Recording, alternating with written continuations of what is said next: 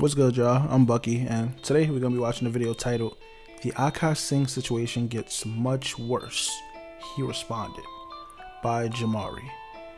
Now, I just got back to posting, and I already have 2 videos about Akaash, bro, and apparently there's more going on.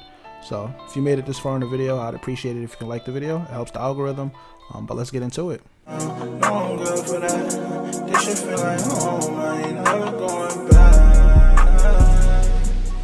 So the last time we caught up with stand-up comedian, co-host of the Flagrant podcast, Akaash Singh, things were not going very well for him. To say the least. For years, Akaash had painted his home life as some sort of fairy tale, almost as if he had found the needle in the haystack and was married to the most pure woman he could ever imagine. And then she just popped out of nowhere and was like, "I was popping my pussy." Like, what the fuck? My wife also hadn't had any sexual partners, so that helped us connect a lot more. Now, let me ask you this: do you believe her? But lately, Akaash's worst nightmare has come true, and the internet has been collectively destroying both him and his wife Jasleen for the last calendar month. It's almost like Akaash is kind of just caught up in the rubble of her bad decisions, and now he has been embarrassed time and time again. Because not only did his wife reveal herself to be infatuated with both money and material possessions, the best fucking part is like living with your best friend. Also, it's like there's who buys you designer shit. But she also made several statements about her dating history before him that had people looking at her sideways. Sometimes I get so painfully nostalgic for college. I was popping my pussy and living my best life in these white boy frat houses. So now the audience has seen behind the curtain of this fairy tale, and the comments have been merciless. Granted, everyone comes with a past, everyone has baggage, but even in the current day, she was still thirsting over her friend's husband, who is essentially Akaash 2.0.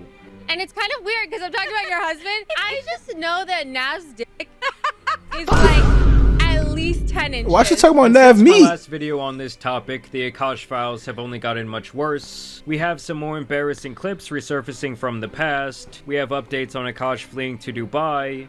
Baby, look. I gotta switch on the soundboard right now. I ain't gonna lie. I gotta switch on that thing. Her latest podcast episode where she attempts to dunk on her haters when the score is already 69-0. Investing in your wife is the biggest ROI that you'll ever have. Investing in your wife is not a financial burden. As well as a leaked on-stage response from the man himself to all the controversy. These narratives, people calling your wife a gold digger and a whore and all these other things, it's a shitty thing. But I feel like we should just start a little bit lighter here. First, the detectives of the internet did find her potential roster of white frat boys from her college. Yo, hold on, nah. Let me find out. Trevor Clark. I don't know. I don't even know white names. Just call bro Steve. What the fuck? Not that I don't know white names. I just didn't want to say John. John is like the easiest name for everybody. But what the this is a crazy little lineup, lady. And I had a roster of guys that I would rotate through. As well as more footage of her refusing to kiss him on camera, including the very day that the man proposed for the original time. She had that Sharingan. Oh, I love my wife. She weaving. I love my wife. Let's go right up. Look at that, bro. With my wife. Her perception, my wife's real small. Her visual prowess is just super elite, brother. It's like she got the Sharingan. Anytime bro about to kiss, anytime he pucker up, she out of there. She's out of there. The beach and play with a beach ball. Praise Jesus God and my wife. So as of right now, Akaash is 0 for 2. He is batting 0 on proposal kisses. Which, if that is not telling to people of something, I don't really know what will be. Like, there shouldn't be a moment where a woman is not happier in regards to her relationship than when her guy is down on his knee ready to spend the rest of his life with her. Now, my question is, why they always go for like the whole like video, high quality video production of this shit? I don't know. Maybe I'm hating. Maybe I'm just too broke to understand. But like, it's so many instances where they just were like getting recorded and like the quality of this video is not super good because it got downloaded so many times. But they're like getting recorded in like 4K, like super pristine quality for him to do this. I think bro proposed to her. He said he proposed to her twice. Yeah, that shit is wild. In the last video, we did discuss how Akaash grew up with like... Bro, nigga kind of look like Drake, bro. I ain't gonna lie. Confidence. I might be dragging it. And I really do think that he is now seeing the effects of that in his personal life. I was hideous. Well, you're not a hideous guy. Hey, you haven't seen me in high school. Well, Short, what fat, happened? crooked teeth. I was just like a chipmunk. Now, fast forwarding to the current day, we had Akaash going over to Dubai with his wife and his family. There we go. This is because I had all the sauce on that. Bro went to Dubai with the family though. Let's see what's going on with that. Sure was planned long before this expose, and of course she decided to document the entire thing on her TikTok page. Of course. Good morning. It's a beautiful day in Dubai. I am getting a massage. Akash is a little tired, so he's gonna go stay sleeping. I have an appointment at Chanel, and I'm gonna run around the room. I don't like how this sound. I actually just ran around the room. Yeah, zoomies. And I really do think she's trying to make it like a point to stick it to her haters, calling out her questionable behavior online, as she makes several pieces of content revolving around spending money at luxury stores. Is it too Bruh. on me?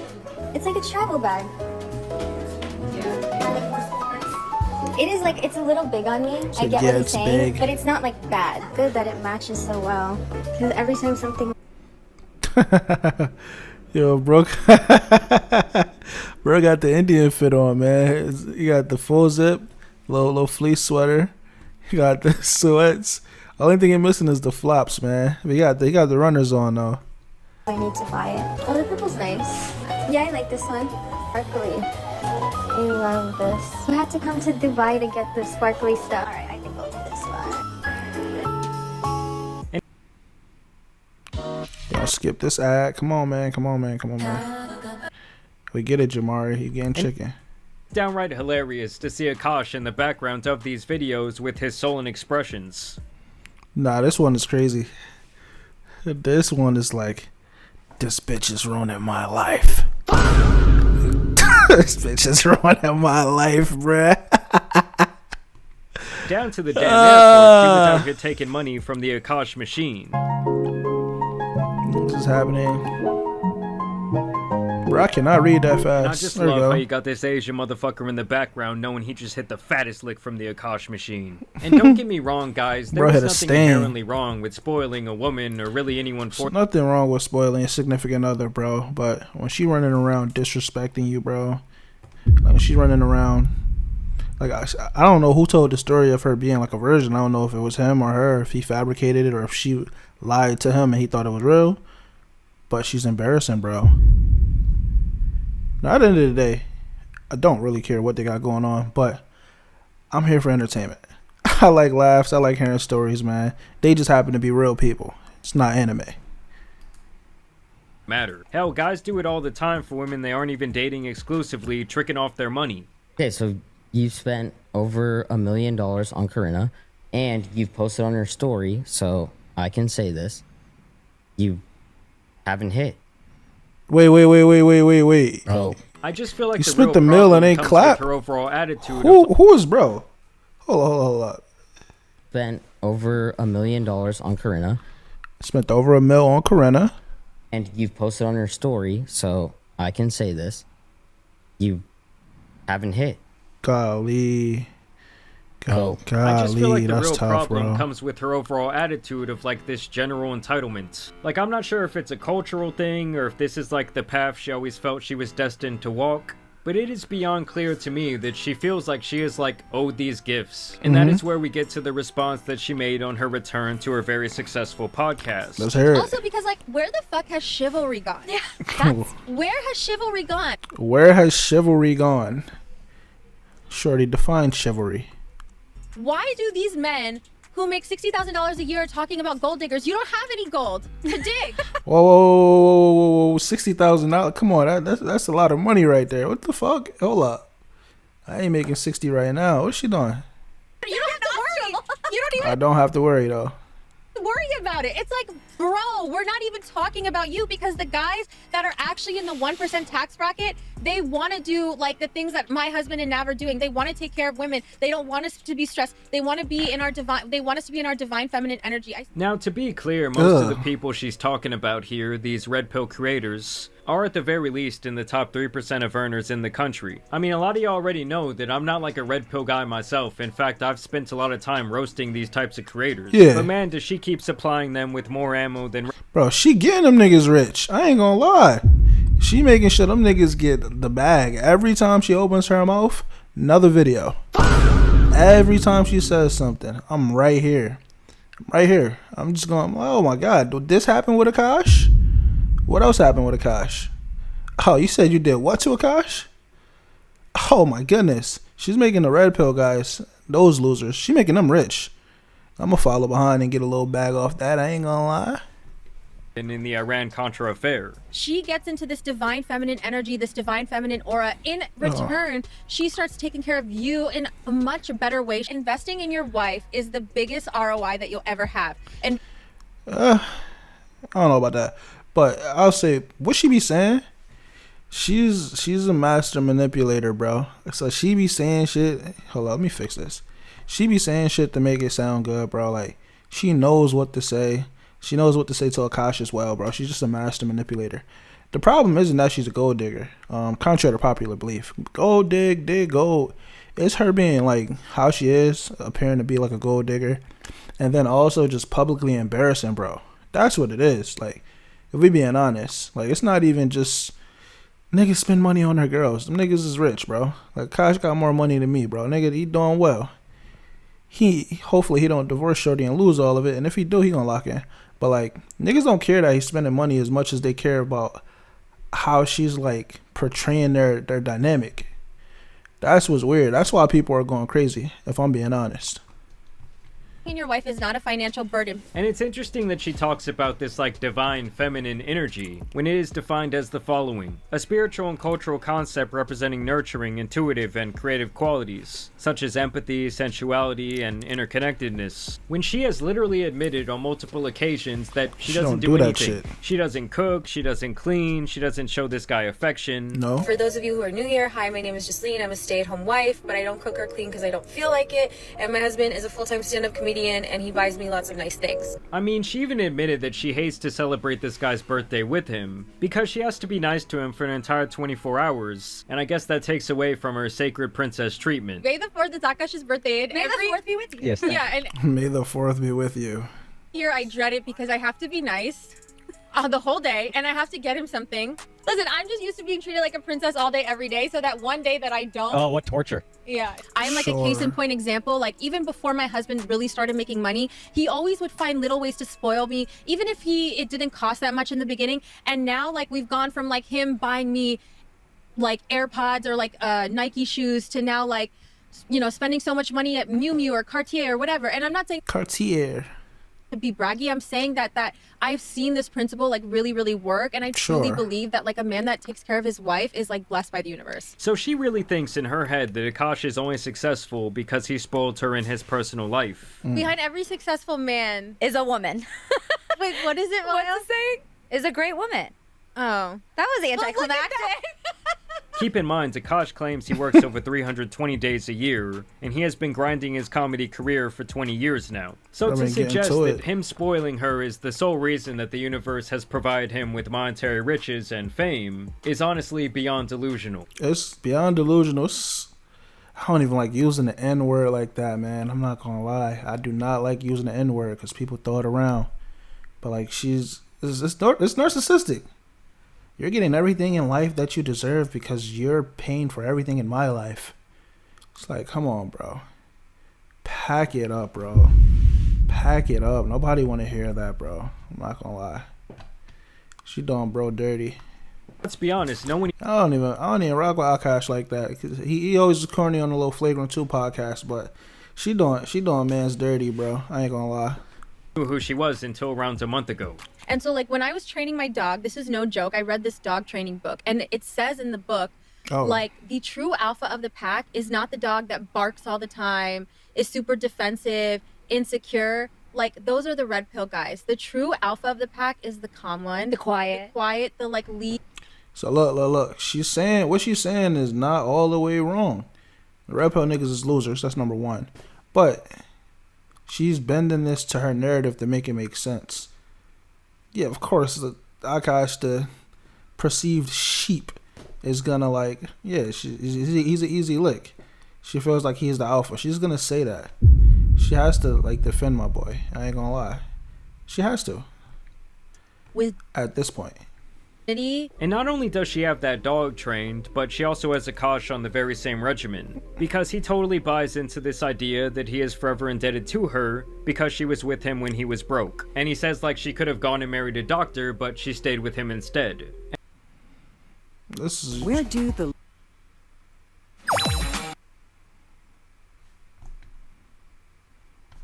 And this is... Maybe I'm the wrong person to talk to about this, but I feel like pedestalizing like your significant other to a degree is very unhealthy. I'm not gonna lie. She's a fucking human. Like he putting himself down. Now, you treat your woman right, obviously. You do everything you're supposed to do. Like, but I feel like you also can't be blinded by delusion, bro. His onstage and I do think it's a bit noble, even though I don't know if he's telling the whole truth. I do think it's a bit noble. He like, yo, I was down bad. She rolled for me when I was down bad, but like the way she making it sound, I don't think she rolled for bro. I ain't gonna lie. Comes in as Akaash tells the crowd a little story from their past. These narratives, people calling your wife a gold digger and a whore. And I did see this.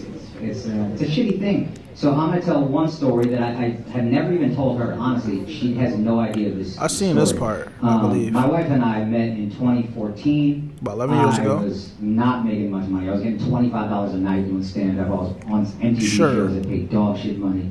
If she was a gold digger, I didn't even have 10 to get the bitch, to be honest. But then in 2018, I went flat fucking broke. 34 years old, I probably made $4,000 that entire year. And we couldn't even afford the living room we lived in New York City. We had to move out of that apartment and move to New Jersey. I had to save up money to move to New Jersey. Yeah. So we had to stay on her friend's couch for almost a month. We were basically homeless for a month.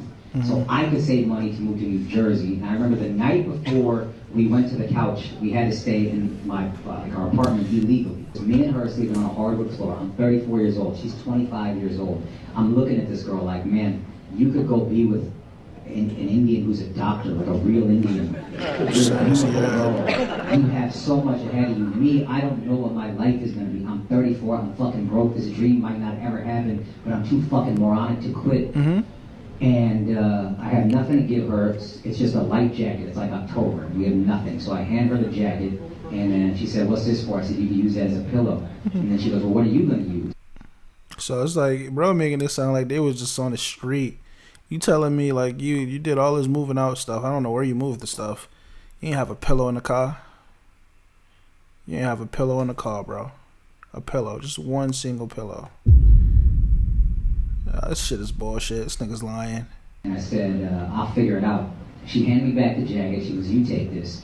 And then she laid with her head on my chest and her arm around me the entire night. And I remember thinking in that moment, this is why I haven't shared this with her, because I remember thinking, I don't know if I'm going to be able to marry this girl, because I'm so broke and I'm in such a bad place and it's a dark fucking time in my life. But I know I will never find a girl that loves me this much ever again. And I will never find a girl who rides for me this hard ever again. Sure. That ain't it, y'all. So yeah, I just think his attempted damage control was weak at best. Granted, I do not think that he plans on having this part of his set leaked. And on a more human level, I do feel bad for him still, like enduring this tsunami online. And there definitely is some merit in being with someone when they have nothing and staying with them through that. And I don't think it's 100%. Necessarily wrong to like bask in the benefits when they do become successful. But like I said, the entitlement is just off the charts, and she's out here saying all this wild shit. And I think she can't see that that is like the issue that most people have. That is why everyone is that's what it is. In Akaash's face. And in this last clip I have for you guys, you will see exactly where her mindset is regarding finances, as she talks about the idea of a man asking for a prenup before marriage. Is it just me, or is the idea of asking a girl to sign a prenup incredibly offensive? It's offensive. And only one way. Like, if I asked someone to sign a prenup because I had some, like, booming business, then... Is that Akaash? That is Akaash. Like, See, I watched this video before, too. Because, like, I don't want to, like, lose all my money. But then, like, if a guy asked you to sign a prenup, I would be like, I would call off the wedding. Like, I would literally call off the wedding. You would have called off the wedding if I asked you to sign a prenup? Yeah, like, I'm not even joking. I had no real ability to, since you were with me when I was broke. So once again, it's like because she was with him when he was broke, Akaash will forever remain her doormat. You're a sexist. Crazy. That's the thing. I'm a feminist. Yo, is this Akaash? Yeah, I keep seeing this when they bring Akaash up, bro. Who? Oh, the doormat. I guess I don't know. I keep seeing this picture. You're a sexist. Anytime niggas talk about, that's bro. The thing I'm a you. feminist. That's what we coded as, but you're a sexist. And to be frank, most stand-up comedians are lucky if they make it by their mid-30s. Yes, there is this acceleration now because of podcasting, but even then, the majority of successful men and women in the space have been grinding for 10 to 20 years before Canadian they see any space is monetary tough. value. It kind of just, to me, shows like, I don't know, like, it's like kind of like you're not, like, you're already not being generous. And, like, as a man, you're already not being generous, and I feel like men should be generous. Yo, I ain't gonna lie. Yo. I was having a conversation with my friend, like, the other day. Yo, the second a chick say, yo, as a man, I turn my ears off. I'm not trying to hear that shit. As a man, you tell me yo, get the fuck out of here. I'm not trying to hear that. I ain't gonna lie. It's always like some gaslighty shit. As a man, you should. As a man, you should. It's never something that's just super normal, bro. It's always some dumb shit, bro. Like, I don't know, man. And what should that shit's triggering. Be spoiled. Okay. Where should they be generous? With money. Where should women be generous? Oh, like with tender love and care. I don't think. Tender love and care? I do it all. There you go. And if that clip right there does not tell the whole story, Oh, bro, dirty. I don't know what will. But regardless, we all have our choices to make in life, and if the guy is happy to be like this, well, I guess who are we to tell him otherwise? After all, she really just sees all the backlash as just a bunch of, like, incel Publicity. losers following the demands of their red pill leader. It is publicity.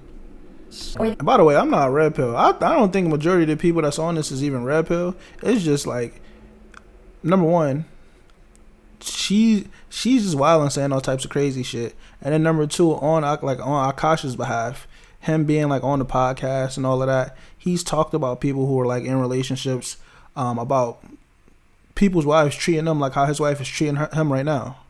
Or let me make sure I worded that right. He's talked about how people's wives are treating them, like, and talk down on that, and she's treating him the same way as like the couple he talked down on. Not the specific couple, but the ideological couple. So niggas is clowning him. He a comedian. He making jokes. He's trying to stand 10 toes on some shit. Now he dealing with the same shit. It's crazy. Fucking Full red pill circle. podcast guys, like, when they tell you something, when they ask you to jump, you say how high.